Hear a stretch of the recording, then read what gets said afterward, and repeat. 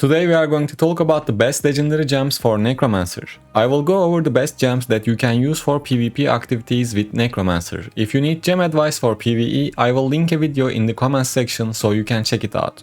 As you all know, Necromancer is probably the most annoying class when it comes to battlegrounds, and with this gem setup, you will be even more annoying. This setup only includes one 5-star legendary gem, but I will tell you which ones you can replace once you get certain 5-star legendary gems at the end of the video. Without wasting any more time, let's start listing the gems you need.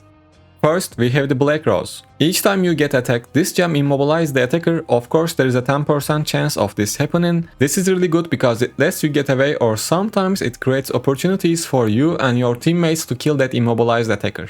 Next and the last 1-star gem is Everlasting Torment. This provides you extra dot damage, which is important because as a Necromancer most of the time you are going to use 6 pieces of Banquet of Ice set, but this is one of the gems that you might want to change once you get a better 5-star gem. Like I said, I will mention those at the end. Now let's move on to the 2-star gems. First we have the Bloody Reach.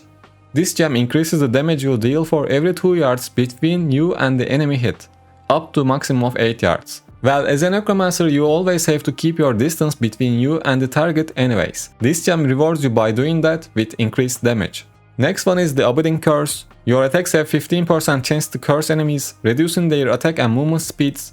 This is one of the gems that makes you even more annoying. Decreasing movement and attack speed is very important debuffs in the battlegrounds. Next we have Curseling.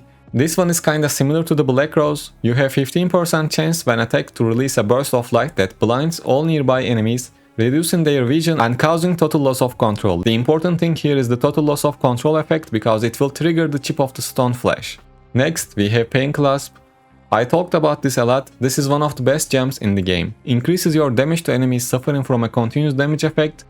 And most of the Necromancer PvP builds have continuous damage skills, so this will be active almost all the time. By the way, even if you don't apply the continuous damage effect, you still get the increased damage to target if the target has continuous damage effect applied from someone else. Next we have Mother's Lament. This gem gives you extra critical hit chances, plain and simple. At rank 10 it says 32%, but with the Strife debuffs it gets reduced to around 10% in battlegrounds. So this gem can be changed with a better 5-star gem once you get it. And lastly we have Chip of Stone Flash. When you cause an enemy total loss of control, you inflict an explosive curse upon them. When the curse expires, the enemy will explode for 45% of damage taken its duration. Plus you turn them into a stone for a short period of time, so it even increases the CC duration that way. Normally Necromancers don't have too many total loss of control skills. Actually only one you have that used all the time is Wraith Form with the Proximal Fear Pants Essence, but since we are using Curseling, that gem will trigger this effect too. Other than that, you might want to use Jolt Family Reforged set on your legendary items to get an extra bonus that triggers Chip of Stone Flash.